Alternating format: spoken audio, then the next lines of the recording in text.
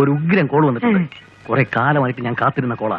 മുഖ്യമന്ത്രി പിണറായി വിജയനും മോഹൻലാലും തമ്മിലുള്ള സംഭാഷണത്തിന്റെ ടീസർ പുറത്തിറങ്ങിയിട്ടുണ്ട്. കണ്ടും മിണ്ടിയും ഇരുവർ എന്നാണ് പരിപാടിക്ക് പേരിട്ടിരിക്കുന്നത്. എന്നിട്ട് എന്റെ ഒരു സുഹൃത്ത് രഹസ്യമായിട്ട് പറഞ്ഞു, മുഖ്യമന്ത്രിക്ക് വളരെ ഇഷ്ടപ്പെട്ട സിനിമ രജനീകാന്തിന്റെയാണ്.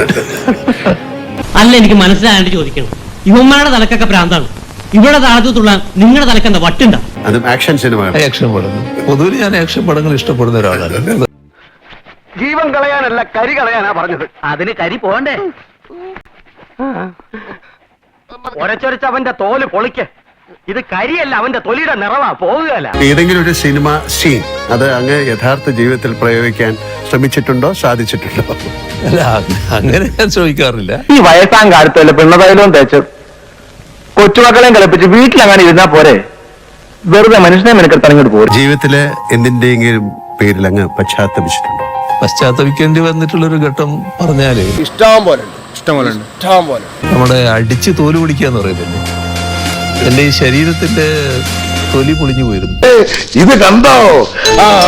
ഇതുപോലൊരു വെട്ട് വേറൊരിടത്ത് കിട്ടിയിട്ടുണ്ട്. കണ്ടാ കിട്ടിങ്ങിപ്പോവും. അതേതാ സ്ഥലം? വാ, കാണിച്ചു തരാം.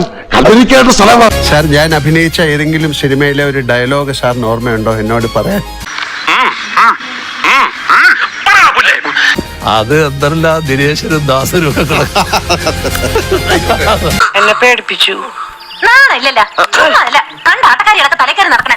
എന്റെ കേരളം, അങ്ങയുടെ കേരളം, നമ്മുടെ കേരളം. പൊക്കി പറയാൻ പറഞ്ഞാൽ പൊക്കി പറഞ്ഞോളണം, മനസ്സിലായോ? അതിനുള്ള ക്യാഷ് ഞാൻ വേറെ പേ ചെയ്യുന്നുണ്ട്. ഇനിയും തെരഞ്ഞെടുപ്പ് വരും, ഞാൻ മത്സരിക്കും, എന്നെ ജയിപ്പിക്കണം. നിന്റെ വേലയൊക്കെ മനസ്സിരിക്കട്ടെ.